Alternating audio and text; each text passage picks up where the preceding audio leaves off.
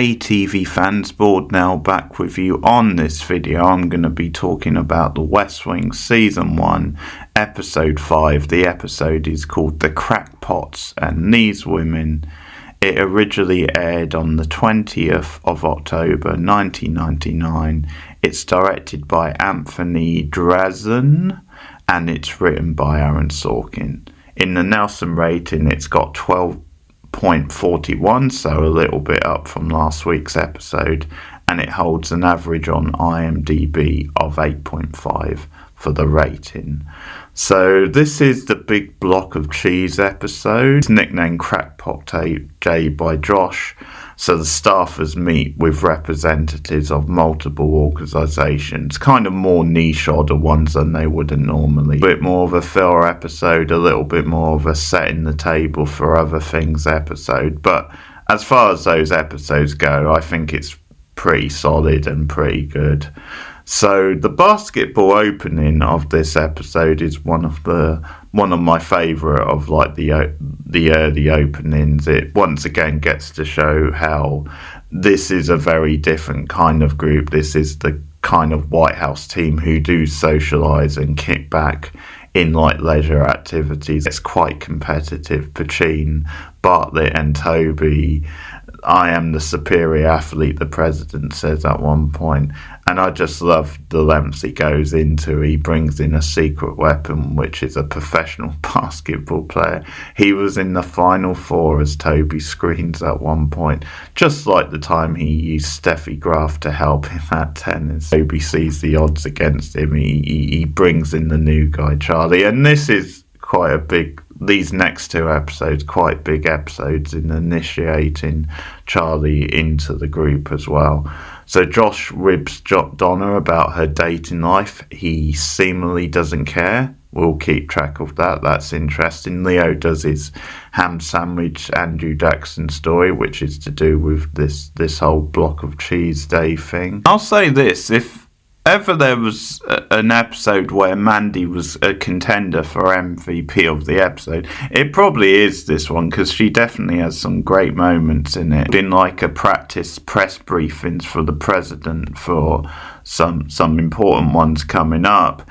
And yeah, she actually has, they're talking about the economy, and Mandy has some decent advice where she says, don't answer questions like you're an economics professor with a big old stick up his ass, which of course the president says, well, I am. There's more solid advice from Mandy on the issue of gun control, which the president is very touchy about bringing up. For God's sakes, Toby, he screams, says Langerhan telling Josh, warning him that it's coming. That sort of shows how well she knows him. So there's this situation later on when they're discussing the issue of this Hollywood producer who's one of the major funder of the White House, and how Toby takes a stance against the films he produces, saying that Hollywood is starting to present more excessive, violent and sexual content, and how maybe the White House have a responsibility not to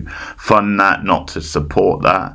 And this feels about right. Like in the late 90s, it does feel like the sort of time where more and more Hollywood was trying to push the envelope. The president and Sam both make good points about, well, the movies are just crap and that's the issue, but it's not for us to pass judgment. And Mandy has a very similar approach. And what's interesting about this is it does feel like it goes a little against Toby's character to take a moral stand like this on what almost feels a bit like censorship, like, because he is presented as a guy who's very passionate about the arts, and in general I would say he feels like a very like sort of anti-censorship, very reasonable like discussion or like suggestion from the other side, producing crap movies, but at the end of the day if people are going to see them, then that sort of justifies their existence. And there's a nice scene later with Mandy,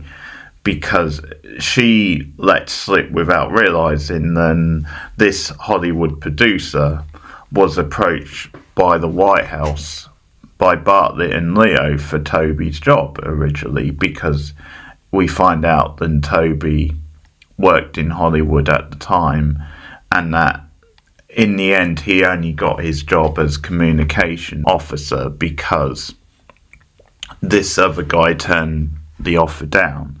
So he finds out accidentally through Mandy that he wasn't the first choice for his job, but Mandy reassures him, says, "You were the better option. I'm glad they went with you." And later on, when he talks to Bartlett about it and they sort of have like a heart-to-heart, he says it was a tough call and I'm glad that other guy turned it down. Also, it's a nice introduction to the past of Toby and also CJ, how they both were in Hollywood at one point and could have went down a very different career path before they got the call to work in the White House, and that's something they return to in a later episode. Honest and complex relationship between Bartlett and Toby, where they are often at loggerheads more than Bartlett and the rest of this team. They do have this it's a respectful but also complex relationship. One comment from Toby also in the episode is about this comment about the president being his own worst enemy at times, that he sees great potential in Bartlett and believes in him, but then at times, he does say things which puts that in jeopardy. Their dynamic is one of the best in the series and maybe something which doesn't get a lot of credit. But yeah, it's a funny episode because it is a better episode for Mandy, and I sort of feel by lurking in the shadows a little bit and just chipping in with like sound advice here and there and making her little arguments, then she works a little bit better. But at the same time, the problem with the character is that she does lack any real presence compared to the other main cast members, and also the sensible, smart Mandy is a little bit inconsistent with the earlier character that we saw, that was very like in your face and very blunt. But maybe that's just a sign of that when she gets a job and she's in her official capacity, then she's actually quite good at it. Fringe type organisation, so Sam is the lucky one. He meets with the UFO nut who's saying the West Wing aren't paying enough attention to UFO, and great deadpan from Rob Lowe. Are we paying any attention to it? And he says that the Mrs. Bartlett's Ouija board line is a gold one. And by the way, the UFO guy, boy does he have his type, because he is the oddball who becomes attached to Elaine and to the TV guide in Seinfeld. Highlighter? Excuse me? To highlight the programs you plan to watch? Look, really, I'm just trying to read. Ever seen a beautiful lady reading the guide? So far away from a TV. Guess your boyfriend will have to catch the next train. He's not my boyfriend. He's not? Interesting. Okay, see, on this particular Tuesday, you could have watched 6 hours of Lucy. There's I Love Lucy, The Lucy Show. Here's Lucy. Hi, buddy. Hey, miss, you forgot this. I'm missing TV Guide, Volume 41, Number 31. What'd you do with the one you took? I don't know. Because I made her this very special gift, okay? It's a bouquet of paper from her TV Guide. That's my TV Guide! Is that the Twilight Zone you're watching? Yeah? Oh, this is a good one. I like the special fall preview issues the best. Those. I've been saving those from the beginning. You look scrumptious. Need this for you. Hey, you can't talk to her like that. I'll talk to her any way I want! Come on, Elaine, let's go. My coffee table! Meanwhile, CJ is stuck in a meeting with the animal people, including a very young Nick Offerman, who doesn't even have a beard here, who only want 900 plus as a budget to protect people from wolves. And CJ's laugh in response is just glorious. I think one of the great TV laughs ever. CJ later telling Donna and others that more people are killed each year by vending machines than wolves is also priceless. I might have to check that statistic. How do you get killed by a vending machine? Donna innocently asks. In another more serious storyline, Josh is carded, and that means he's stuck with a therapist.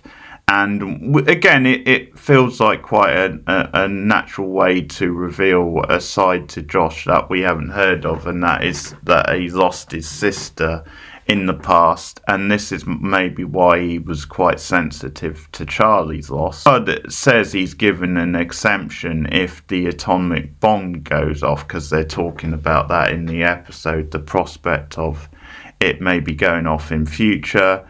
And there's a nice little scene with him and CJ where he says, well, I'm telling you as a friend, you have a right to know I've been given this exemption. And Josh is pretty adamant throughout that he's not going to abandon his team. But CJ, that's a nice, you are really sweet sometimes, she says.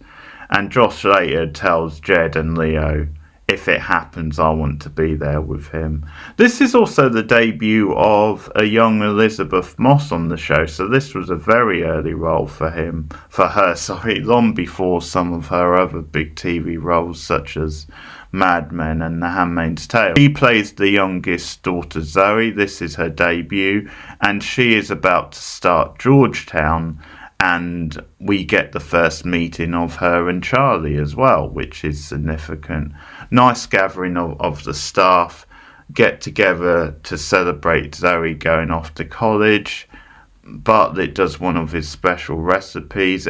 The stuff about the women, like the great women's speech from Bartlett talking to Leo and Josh, that's a little bit on the preachy side, but it's something they're flagging up in the show that, hey, we couldn't really do it without all these great women who give up their time and some of the sacrifices they've put in. And it's definitely going to be a thing moving forward in the show that we do see more and more great, stronger roles for the women. That stuff is a little bit on the nose, but it's a nice end to the episode nonetheless, and it's a really solid episode.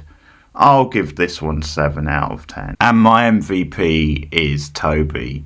Close but no cigar, Mandy.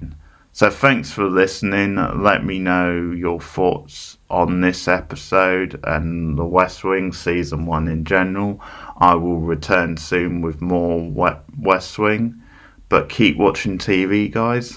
And I'll see you again soon. Goodbye.